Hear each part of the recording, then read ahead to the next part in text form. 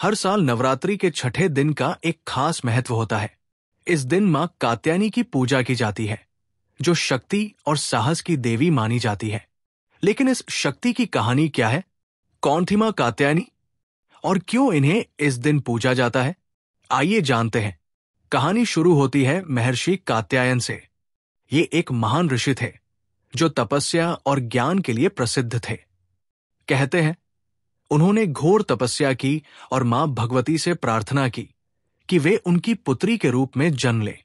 उनकी कठोर तपस्या से प्रसन्न होकर मां शक्ति ने ये वरदान स्वीकार किया और यहीं से जन्म हुआ मां कात्यायनी का। मां कात्यायनी को युद्ध और शक्ति की देवी माना जाता है। जब दानव महिषासुर ने देवताओं पर आतंक मचाया, तब त्रिदेव, ब्रह्मा, विष्णु और महेश ने अपनी शक्तियों को मिलाकर एक दिव्य शक्ति का निर्माण किया। यही शक्ति थी मां कात्यायनी। वे क्रोध और वीरता का प्रतीक थी। उनके तेज से पूरा संसार जगमगा उठा। महिषासुर अजेय था। उसने स्वर्ग पर अधिकार कर लिया था। कोई भी देवता उसे हरा नहीं पा रहा था। तब मां कात्यायनी ने युद्ध की घोषणा की। एक भयंकर संग्राम हुआ, जिसमें मां ने अपनी दिव्य शक्ति से असुरों का संहार किया। अंत में मां ने अपने त्रिशूल से महिषासुर का वध कर दिया। इस विजय के कारण ही वे महिषासुरमर्दिनी के नाम से भी पूजी जाती है। आज भी मां कात्यायनी की पूजा करने से भय, असुरक्षा और नकारात्मक शक्तियों का नाश होता है।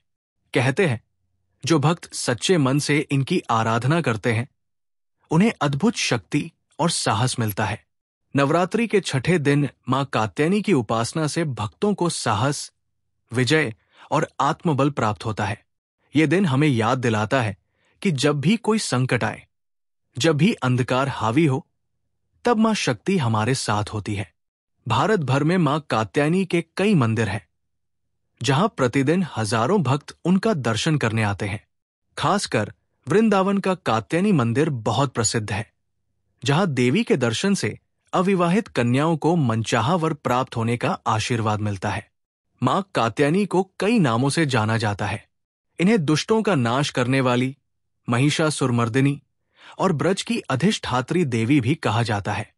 पौराणिक कथाओं में उल्लेख है कि गोपियों ने भी श्री कृष्ण को पाने के लिए मां कात्यायनी की पूजा की थी। हर साल नवरात्रि में मां कात्यायनी की विशेष आराधना की जाती है। इस दिन भक्त उपवास रखते हैं, कन्या पूजन करते हैं और मां से अपनी इच्छाओं की पूर्ति की प्रार्थना करते हैं।